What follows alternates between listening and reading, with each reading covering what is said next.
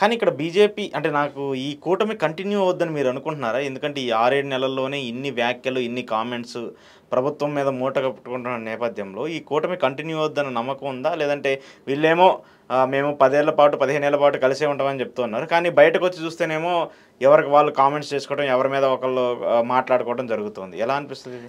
అది కూడా నిన్న పవన్ కళ్యాణ్ గారు చాలా ఒక తెలివైన మాట మాట్లాడారు. రేపు విడిపోయినప్పుడు ఆయన ముందేం చెప్తాడంటే, నేను ఒక 10-15 సంవత్సరాల పాటు ఇటువంటి సీనియర్ చంద్రబాబు నాయుడు గారి దీంట్లో నేను ఉండాలనుకున్నాను. కానీ చంద్రబాబు నాయుడు గారు చేయి దాటిపోయింది వ్యవహారం.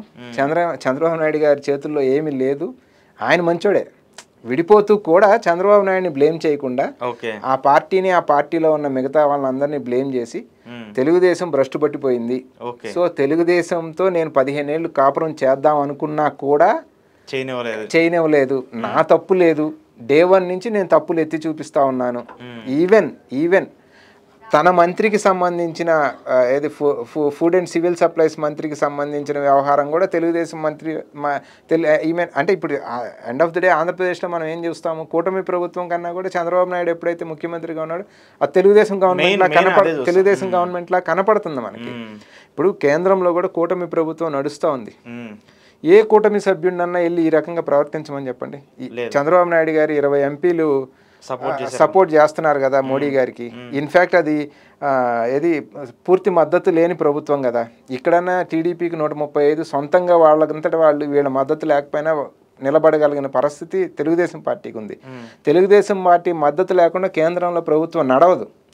అటువంటి పరిస్థితుల్లో కూడా చంద్రబాబు నాయుడు గారు మన విశాఖపట్నం మీటింగ్లో చూసాం మనం, ఎంత లొంగి, ఎంత వంగి, ఎంత పొగడాలో అంత పొగిడి మోడీ గారిని ఎంత బలహీనంగా ఉన్నారో చూస్తున్నాం. వీళ్ళు మద్దతు ఇస్తూ కూడా ఇక్కడ వీళ్ళ మద్దతు అవసరం లేకపోయినా కూడా పవన్ కళ్యాణ్ గారు ఎంత అజమాయిషి చాలా ఇస్తా ఉన్నారో చూస్తున్నప్పుడు డెఫినెట్గా మోడీ గారి ప్రాపకం కోసం తెలుగుదేశం పార్టీ లొంగిపోయింది.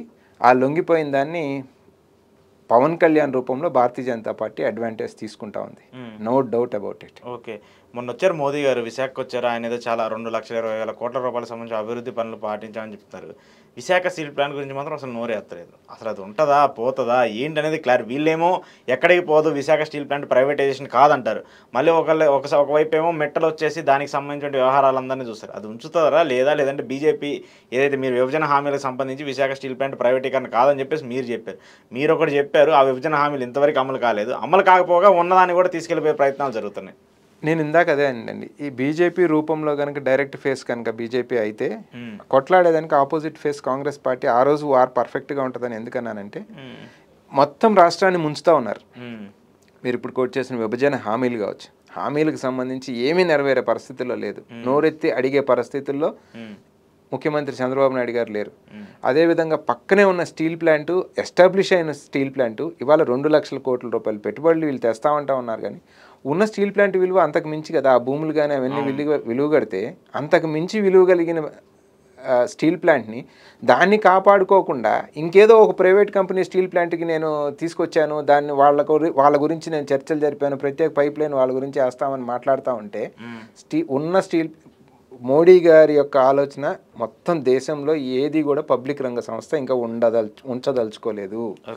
ఉత్తరాఖండ్లో కూడా ఈ మధ్య నిన్న మొన్న ఒక మెడికల్ కాలేజ్ని, దాదాపు గవర్నమెంట్ మెడికల్ కాలేజ్ని 800 కోట్లకో ఏమో ప్రైవేటైజ్ చేయడానికి ప్లాన్ చేస్తూ ఉన్నారు. అదే ప్లాన్ ఆంధ్రప్రదేశ్ మెడికల్ కాలేజీలు కూడా ప్రైవేట్కి ఇవ్వాలనే ఆలోచనలో ఉంది అని మనం వార్తాపత్రికల్లో చూస్తూ ఉన్నాము. సో ఎస్టాబ్లిష్ అయ్యి ఉన్న గవర్నమెంట్ సంస్థని ఏది కూడా మోడీ గారు దిగిపోయేలోపు ఉంచదలుచుకోలేదు. మొత్తం ప్రైవేట్ పరం చేసి ఆ ప్రైవేట్ కాంట్రాక్టర్స్, ఆ ప్రైవేట్ క్యాపిటలిస్టులు ఎవరైతే ఉంటారో వాళ్ళ ఫండ్ ద్వారా ఈ పార్టీలు ముందుకెళ్లాలని ఆలోచిస్తూ ఉన్నాయి. అదే ఆలోచన చంద్రబాబు నాయుడు గారు చేస్తూ ఉన్నారు. ఎంత బీజేపీ ఆలోచన చంద్రబాబు నాయుడు గారిని ఎత్తుకుంటారో వాళ్ళు అంత దెబ్బతినే పరిస్థితి ఉంది. మోరోవర్ గవర్నమెంట్లో ఉంటూనే ఇంకొక విషయం ఏంటంటే, అపోజిషన్ పార్టీ ప్రశ్నిస్తే వేరండి. అపోజిషన్ పార్టీ ప్రశ్నిస్తే సరే ప్రతిపక్షం వీళ్ళు అంతే మాట్లాడతారు అనుకోవచ్చు. కానీ ఎప్పుడైనా సరే ప్రభుత్వంలో మనోడే మనల్ని ప్రశ్నించి మనోడే మంది తప్పు అని మాట్లాడుతున్నప్పుడు డెఫినెట్గా అది ఎక్కువ ప్రభావం చూపిస్తుంది.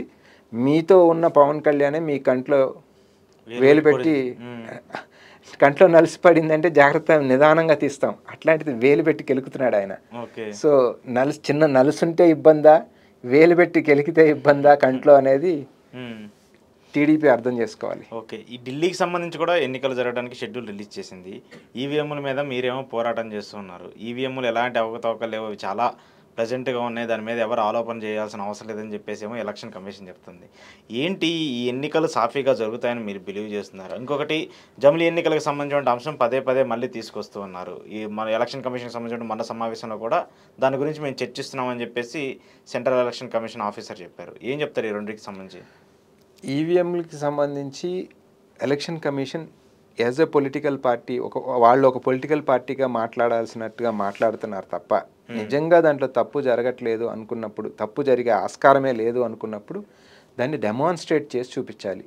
లేదు వీవీప్యాట్లు వీళ్ళకి 5% 10% కౌంట్ చేయమని అడుగుతున్నప్పుడు పొలిటికల్ పార్టీస్ 5-10 కాదు 50% చేసుకుంటారా, 100% చేసుకుంటారా, ఎస్ వీఆర్ రెడీ, మా దగ్గర ఏది మా తరఫు నుంచి ఫ్రాడ్ జరగలేదు అనేది ఎలక్షన్ కమిషన్ కనుక విత్ ప్రూఫ్ ప్రజలకు చూపిస్తే, ఎస్ ఎలక్షన్ కమిషన్ నిబద్ధత పర్ఫెక్ట్గా ఉంది, మనం ఏదో అనుకున్నాం కానీ 100% వీవీప్యాట్లు కౌంట్ చేయడానికి ఎలక్షన్ కమిషన్ ముందుకు వచ్చింది, కౌంట్ చేశారు, తప్పు లేదు అన్నప్పుడు దేశవ్యాప్తంగా ప్రజలకు ఒక భరోసా కలిగే అవకాశం ఉంటుంది తప్ప, నాపైన ఆరోపణ వచ్చినప్పుడు నేను తప్పు చేయలేదు అని మాట్లాడుకొని వెళ్ళిపోతా ఉంటే అనుమానం తీరదు. అనుమానం నివృత్తి చేయాల్సిన బాధ్యత ఎలక్షన్ కమిషన్ మీద ఉంది. ఇది ఢిల్లీ ఎలక్షన్కి సంబంధించి కూడా మొన్న మహారాష్ట్రలో ఏదైతే ఓటర్ లిస్టులో అవకతవకలు జరిగినాయో, ఇవాళ అదే పరిస్థితి ఢిల్లీలో కూడా చేశారు అని ఒక చర్చ నడుస్తూ ఉంది. మహారాష్ట్రకు సంబంధించి గవర్నమెంట్ పాపులేషన్ సెన్సస్ ప్రకారం ఎంతమంది ఉంటారో దానికన్నా 12 లక్షల ఓట్లు అధికంగా పోలయ్యాయి అనేది విత్ డేటా, ఎలిగేషన్ కాదు, with data Congress party present చేస్తూ ఉంది. ఈ ఏజ్ నుంచి ఈ ఏజ్ వరకు అంటే 18 సంవత్సరాలు నిండిన దగ్గర నుంచి ఆ పైన ఓటు హక్కు ఉన్న ప్రజలు గవర్నమెంట్ డేటా ప్రకారం ఫర్ ఎగ్జాంపుల్ ఎక్స్ అనే నెంబర్ అయితే ఆ ఎక్స్ అనే నెంబర్ కన్నా 12 లక్షల ఓట్లు అదనంగా పోలైనాయి. ఆ డేటా ప్రజెంట్ చేసాం వాళ్ళ ముందు. ఇంకా ఎలక్షన్ కమిషనర్ వచ్చి తప్పు జరగలేదు, అవకతవకలు జరగలేదు అంటే దానికి కదా క్లియర్ సమాధానం చెప్పాల్సింది. సో అటువంటి సమాధానాలు చెప్పకుండా ఎలక్షన్ కమిషనరు నేను చాలా నీతివంతంగా పర్ఫెక్ట్గా ఉన్నాను అంటే అది నమ్మే ప్రసక్తే లేదు, నమ్మే పరిస్థితి లేదు. దాన్ని ఎండ్ ఆఫ్ ద డే పూర్తిగా అది ఒక భారతీయ జనతా పార్టీ అనుబంధ సంస్థగా నడుస్తున్నప్పుడు దాన్ని సుప్రీంకోర్టు ఇచ్చినటువంటి గైడ్లైన్స్ సంబంధించి కూడా అది ఫాలో లేదనేది ఈ మధ్య ఒక వార్త కూడా వచ్చింది. సుప్రీంకోర్టు గైడ్లైన్స్ కూడా వాళ్ళు ఫాలో అవ్వట్లేదు. మనకు ఆంధ్రాలో చూస్తే వీవీప్యాట్లు స్లిప్స్ 15 రోజుల్లోనే కాల్ చేయడం జరిగింది. హర్యానాలో చూస్తే అవన్నీ Haryana high court, in fact Chandigarh court అవి డేటా మొత్తం ఏది అడుగుతున్నారో అది వాళ్ళకి సబ్మిట్ చేయండి అని అడిగితే సెంట్రల్ గవర్నమెంట్ అప్పటికప్పుడు ఎలక్షన్ కమిషన్ రూల్స్లో నుంచి ఒక 2 రూల్స్నే మార్చేసింది, డేటా ఏమి ఇవ్వాల్సిన అవసరం లేదు అని.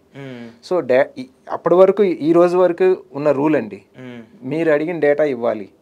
ఈ రోజు వరకు ఉన్న మీరు అడిగిన రూల్ ప్రకారం మీరు అడిగిన డేటా ఇవ్వాల్సిందని కోర్టు కూడా మీకు డేటా ఇవ్వమని చెప్పిందండి ఎలక్షన్ కమిషన్కి. అంతలోకే వీళ్ళు వెళ్ళి ఎలక్షన్ కమిషన్ వెళ్ళి సెంట్రల్ గవర్నమెంట్ని అపీల్ చేసుకోవడం ఏంటి?